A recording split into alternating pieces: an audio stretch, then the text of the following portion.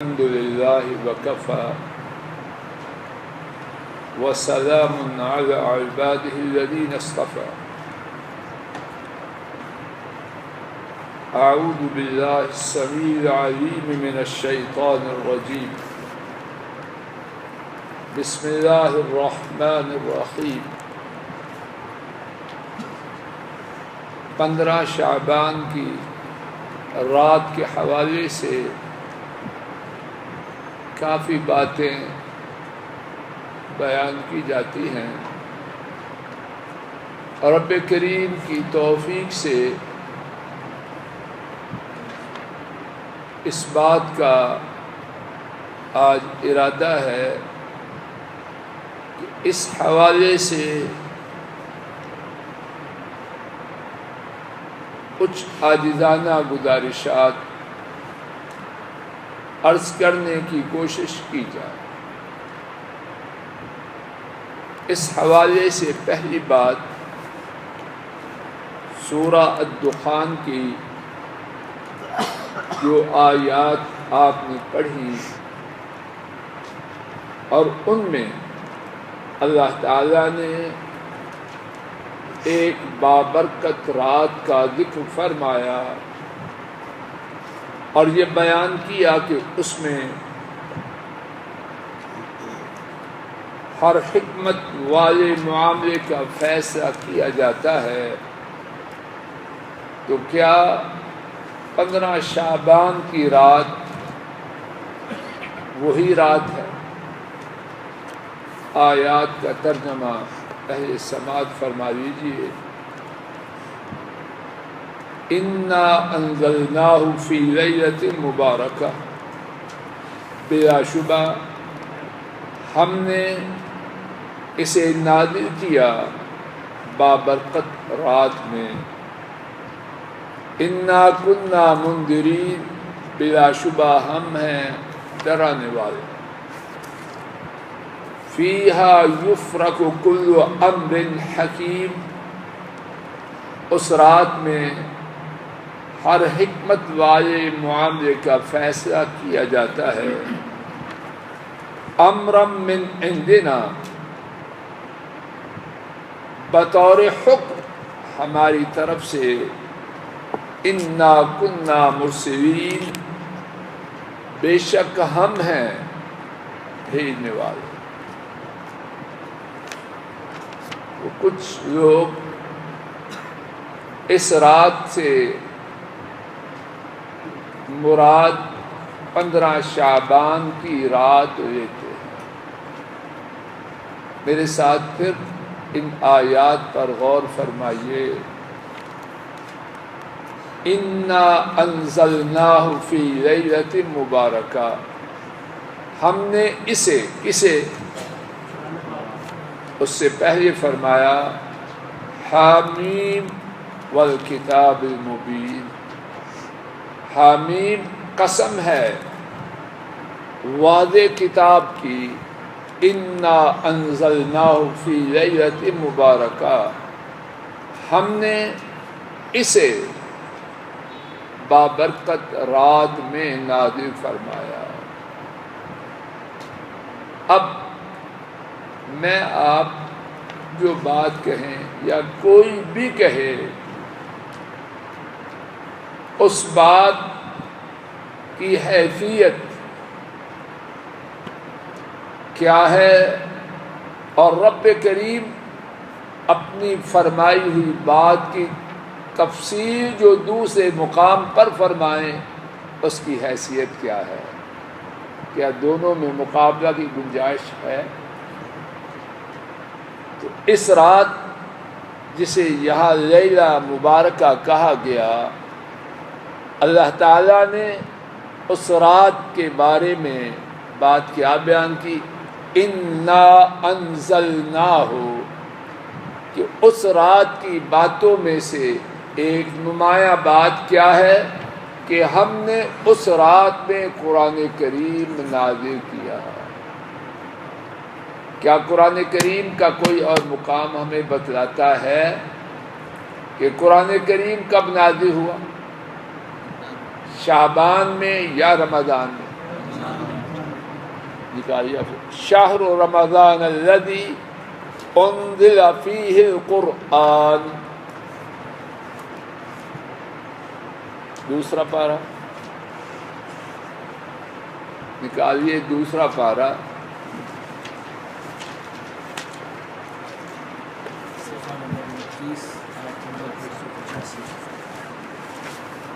صفحہ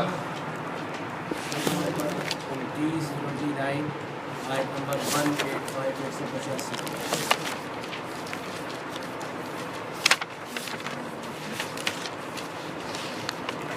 شہر رمضان الذی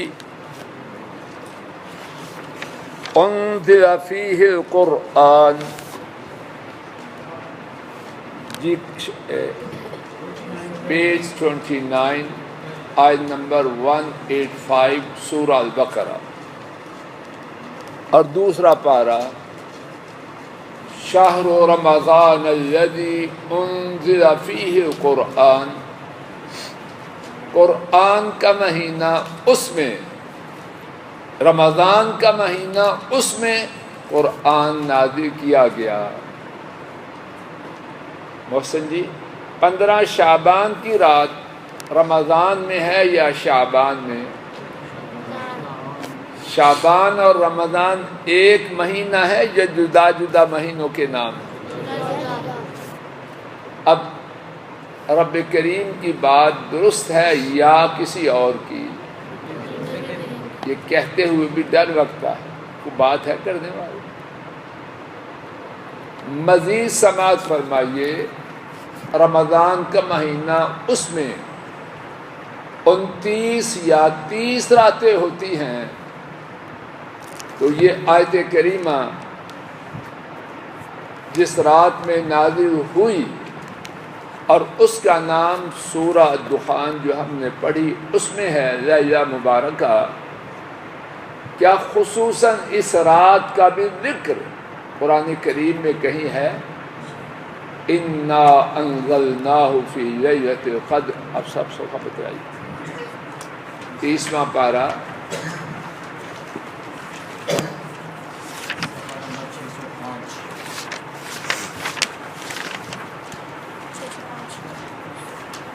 انا انزلناہ فی لیلۃ القدر وما ادراک ما لیلۃ القدر، آخر تک انا انزلناہ، یقیناً ہم نے نازل کیا اسے شب قدر میں، اور آخر تک یہ شب قدر کب ہے؟ جو لیلۃ القدر تلاش کرتے ہیں شعبان میں کرتے ہیں یا رمضان میں؟ رمضان کے آخری 10 دنوں میں، تاک راتوں میں، اور اس بارے میں بہت زیادہ تعداد میں احادیث موجود ہیں۔ تو لیلۃ القدر رمضان میں، اور لیلۃ القدر میں قرآن نازل ہوا، رمضان میں قرآن جب لیلۃ القدر میں ہوا اور وہ رمضان میں ہے تو رمضان میں نازل ہوا۔ تو اب جو کام اس رات کے حوالے سے بیان کیا اور وہ یقینی طور پر رمضان میں ہوا، وہ شعبان میں وہ رات کیسے ہو سکتی؟ اس حوالے سے آج کی میری گفتگو کا پہلا نقطہ کہ سورہ دخان میں جس رات کا ذکر ہے لیلہ مبارکہ کے نام سے، وہ رات شب قدر ہے جو کہ رمضان میں ہے اور وہ شعبان میں نہیں۔ نمبر 2، اس رات کے حوالے سے بہت سی روایات ہیں اور لوگ ذکر کرتے ہیں، اور تعجب کی بات یہ ہے کہ کچھ صحافی لوگ حضرات یا خواتین وہ بھی اس بارے میں اس طرح گفتگو کرتے دیکھے جاتے ہیں جیسے قرآن و حدیث کے ماہرین انتہائی احترام سے مشورہ ہے، دنیا کا دستور ہے، ہر شعبہ میں اہل اختصاص ایکسپرٹس ان سے پوچھا جاتا ہے۔ اب ایک صحافی مرد یا خاتون کسی بارے میں بات کرے اور بات کرتے ہوئے معلوم نہیں کتنے اہل علم، اہل اختصاص ایکسپرٹس کی توہین کرے، طعنے دے، یہ بات مناسب ہے؟ اب ایک بندہ اس نے زندگی کھپائی امارات کے علم کو پڑھنے میں، اب ایک ڈاکٹر صاحب طبیب آئے اور اس کے کام پر حرف اٹھائے، شدید نکتہ چینی کرے، تو ڈاکٹر صاحب اپنی ساری صلاحیت کے باوجود ان کے بارے میں کیا کہا جائے گا کہ ان کا طرز عمل ٹھیک ہے یا غلط؟ قرآن و حدیث کا علم سب سے بڑا ہے۔ اگر قرآن و حدیث کا بہت بڑا عالم کسی انجینئر کی فنی چیزوں میں بڑا بننے کی کوشش کرے تو اس کو کوئی مانے گا؟ اب ایک صحافی مرد یا خاتون ایسے انداز سے گفتگو کرے اور جو علم کی بنیاد پر بات کرے اس کا مذاق اڑایا جائے تو یہ طریقہ انتہائی نامناسب ہے۔ اس بارے میں جو حدیث اخبار میں دیکھی گئی، امام ترمذی نے اسے روایت کیا، اما عائشہ رضی اللہ تعالی عنہا کے حوالے سے۔ حدیث قدرے طویل ہے، خلاصہ کی بات، اما عائشہ رضی اللہ تعالی عنہ نے رات کو نبی پاک صلی اللہ علیہ وسلم کو کمرے میں نہ پایا، گئی، ملاقات ہوئی، آپ صلی اللہ علیہ وسلم نے فرمایا کہ اللہ تبارک و تعالی یقیناً 15 شعبان کی رات کو آسمان دنیا پر تشریف لاتے ہیں، اور کل قبیلہ کی بکریوں کے بالوں سے زیادہ لوگوں کو معاف کر دیتے ہیں۔ اب یہ حدیث جہاں سے نقل کی گئی، افسوس کہ وہاں دیکھ لیا ہوتا کہ امام ترمذی نے اس حدیث کے بارے میں کیا فرمایا، اور معلوم نہیں وہاں سے نقل کی گئی ہے یا کسی رسالے اخباری سے لی گئی۔ امام ترمذی نے اس حدیث کے بارے میں 3 باتیں واضح طور پر لکھی۔ نمبر 1 کہ ان کے استاذ امام بخاری رحمہ اللہ نے اس حدیث کے بارے میں فرمایا کہ اس حدیث کو ضعیف قرار دیا جاتا ہے۔ دوسری بات یہ بیان فرمائی امام ترمذی نے کہ اس حدیث کے ایک راوی یحییٰ بن کثیر جس سے روایت کر رہے ہیں، انہوں نے اس سے کوئی بات ساری زندگی سنی نہیں۔ اب وہ بندہ اس سے بیان کرے جس سے سننا ہی ثابت نہ ہو، اس کی حیثیت کچھ ہو سکتی ہے؟ بات واضح ہو رہی ہے؟ میں کوشش کر رہا ہوں کہ جو بظاہر مشکل بات ہے اس کو بھی آسان کیا جائے۔ ہمارے کرنل صاحب فیلڈ مارشل ایوب خان کے بارے میں کوئی بات کہیں کہ اس نے یہ کہا اور انہوں نے اس کو دیکھا ہی نہیں، تو ان کی بات اس کے حوالے سے براہ راست نہ کر، ایک یا اس کی کتاب میں پڑھا فلاں بند، نہیں، اس طرح نہیں، براہ راست نقل کر رہے ہیں، نہ دیکھا نہ سنا، تو وہ بات باحیثیت ہوگی یا بے حیثیت ہوگی؟ تیسری بات، اور وہ بھی امام ترمذی نے اپنے استاد محترم امام بخاری کی نقل کی کہ اس حدیث کے راوی حجاج، اور وہ حجاج بن یوسف الثقفی نہیں اور راوی، انہوں نے اپنے استاد جس سے انہوں نے بات نقل کی ہے یحییٰ بن کثیر، انہوں نے بھی اس شخص سے کوئی بات نہیں سنی۔ جب حدیث کی حیثیت یہ ہے، اور یہ تینوں باتیں امام ترمذی ہی نے اس حدیث کے روایت کرنے کے بعد اپنی اسی کتاب میں اسی جگہ درج کی ہے۔ اب اس حدیث کا نقل کرنے والا دو باتیں ہیں، یا تو اس کا دائرہ علم اتنا ہے کہ وہاں تک پہنچے جائے، راستے میں سے یہ ہے اور اسی کو لے کے چل پڑا اور دوسروں پر تنقید کر رہا، طریقہ مناسب ہے۔ اور دوسرا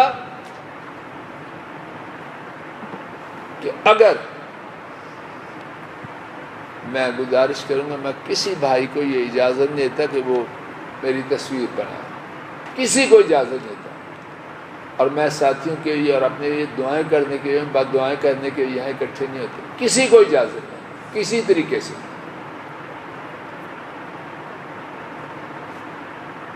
دوسری طریقہ یہ ہے کہ اس نقل کرنے والے نے امام ترمذی کی کتاب کو دیکھا تو صحیح، جو غالب امیدہ کہ نہیں دیکھا، چاہیے دیکھا، تو دیکھنے کے بعد ان کی روایت کو تو نقل کیا، اور انہوں نے اس حدیث کے بارے میں جو کچھ بیان کیا، تین کمزوریاں اس حدیث کی بیان کی، کو ذکر نہ کی، تو کیا یہ دیانتداری؟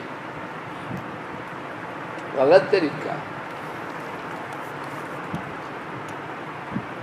اسی بارے میں ایک اور حدیث بہت زیادہ ذکر کی جاتی ہے،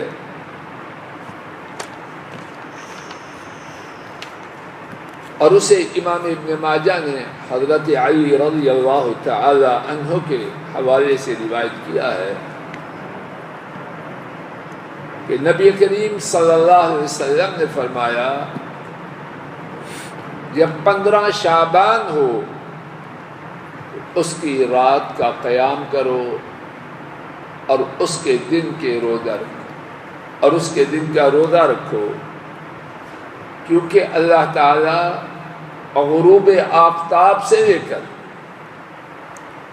کیونکہ اللہ تعالیٰ غروب آفتاب سے آسمان دنیا پر تشریف لاتے ہیں اور ندا دیتے ہیں، آواز دیتے ہیں، ہے کوئی معافی کے مانگنے والا، میں اس کے گناہوں کو معاف کر دوں، ہے کوئی رزق طلب کرنے والا، میں اسے رزق عطا فرما دوں، ہے کوئی مبتلا آزمائش میں پھنسا ہوا کہ میں اس کو عافیت دے دوں۔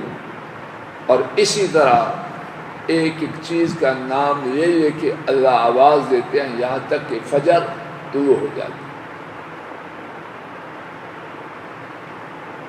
اس حدیث کو بنیاد بنانا، اس سے پہلے یہ سمجھنا چاہیے اس حدیث کی حیثیت کیا ہے۔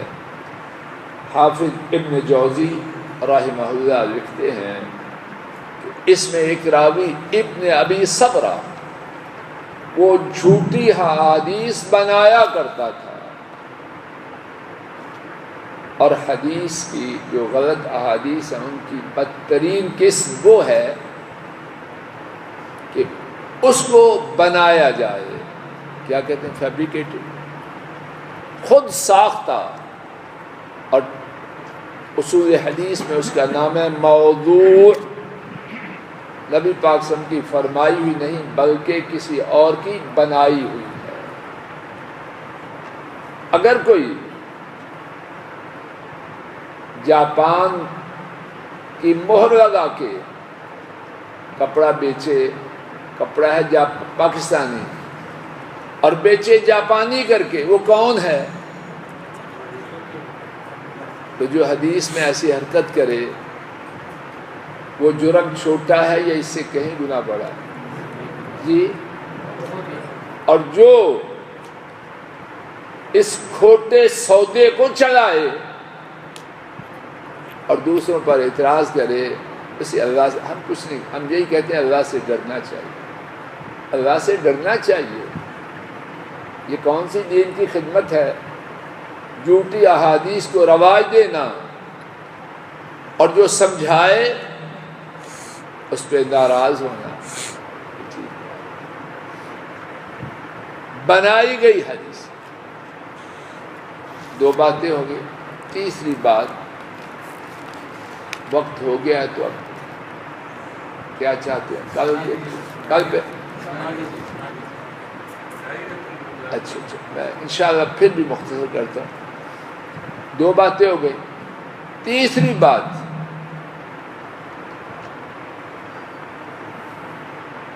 دو عمل ہیں جو اس رات کے حوالے سے دو سے زیادہ ہیں، لیکن ان اعمال میں سے جو اس رات اور دن کے حوالے سے ذکر کیے جاتے ہیں، ایک ہے 15 تاریخ کا روزہ. اس بارے میں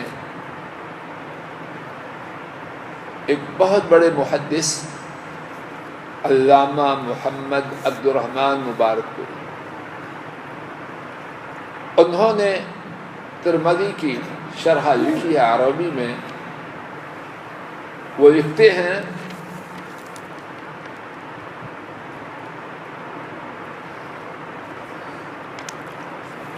جہاں تک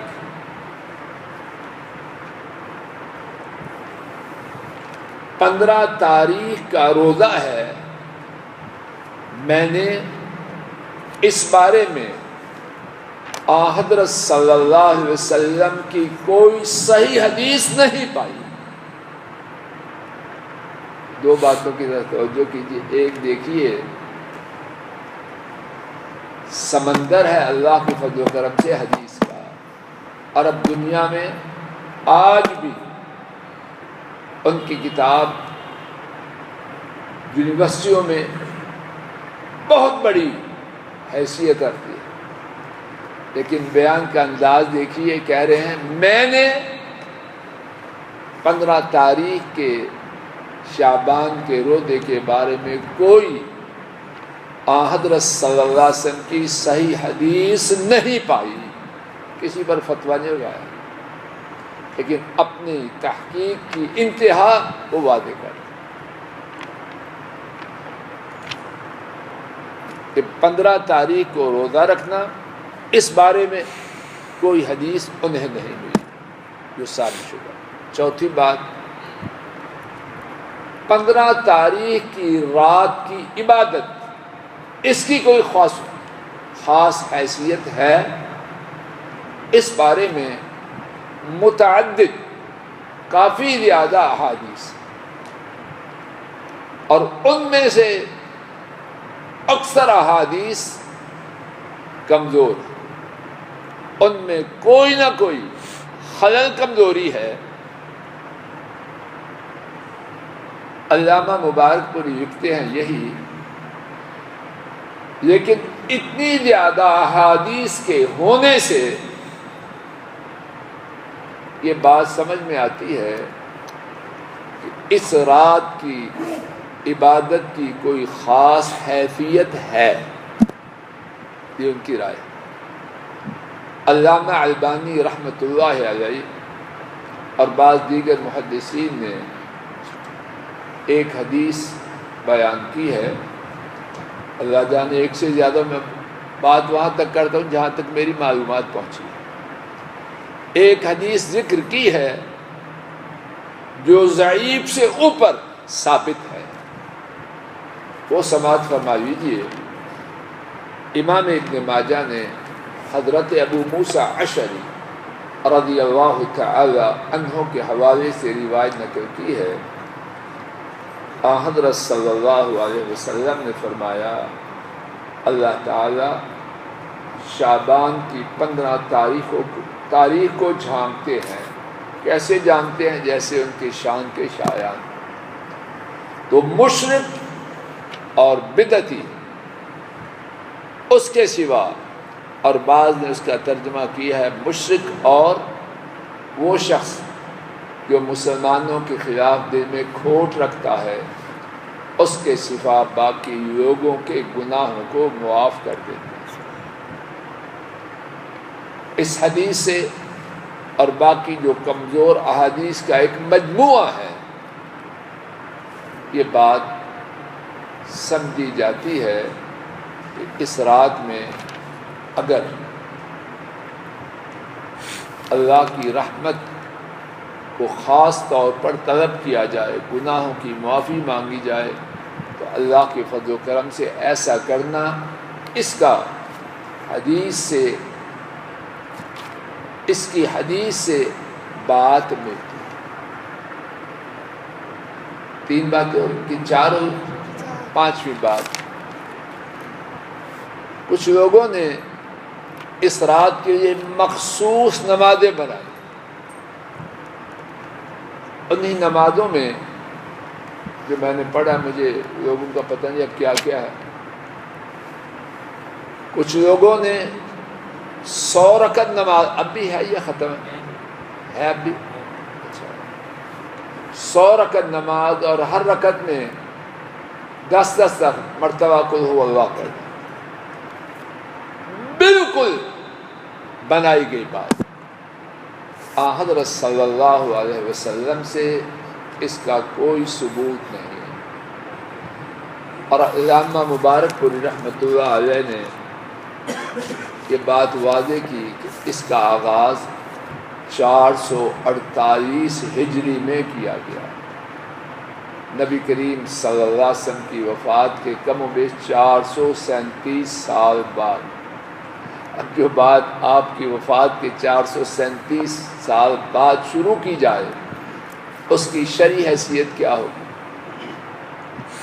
ساری بات کا خلاصہ یہ ٹھہرا، نمبر 1،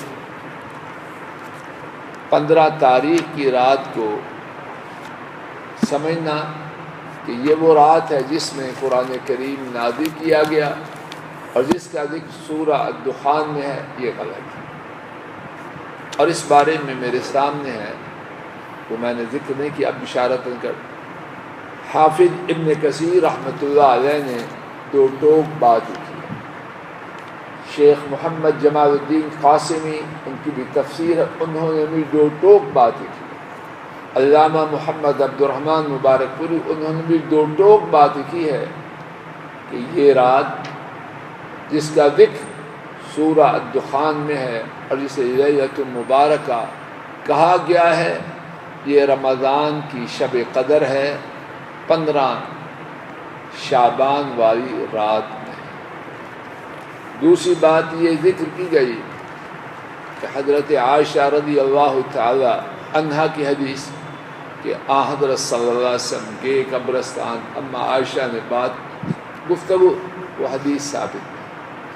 حضرت علی رضی اللہ تعالی عنہ والی حدیث کہ دن کو روزہ رکھو،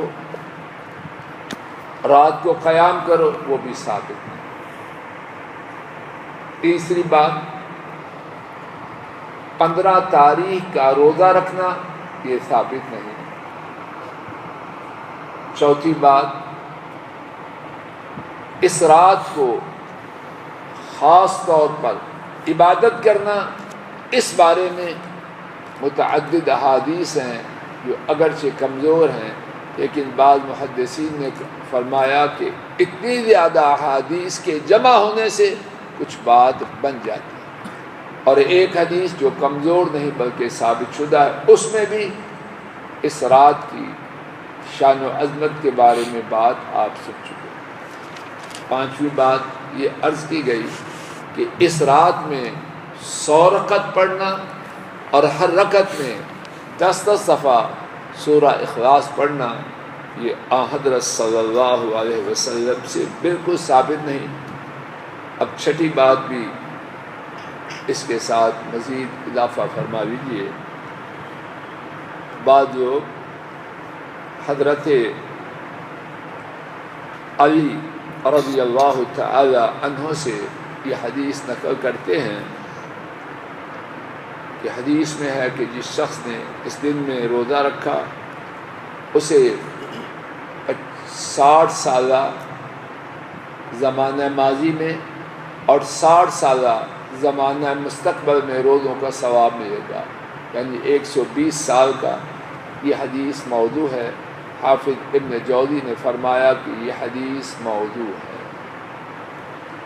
میں نے پہلے ایک بات کی، اس کی ذرا اصلاح فرما لیجیے۔ میں نے عرض کیا کہ حضرت علی رضی اللہ تعالی عنہ کی حدیث کو حافظ ابن جوزی نے موضوع کہا نہیں۔ ٹھیک بات یہ ہے کہ حضرت علی رضی اللہ تعالی عنہ کی طرف منسوب حدیث کے بارے میں امام احمد نے بیان کیا کہ اس میں ایک راوی ایسا ہے جو جھوٹی احادیث بنایا کرتا ہے۔ اللہ تعالیٰ اپنے فضل و کرم سے حق کو سمجھنے، حق کو ماننے اور حق کے مطابق عمل کرنے کی توفیق عطا فرمائے۔ وآخر دعوانا ان الحمد للہ رب العالمین۔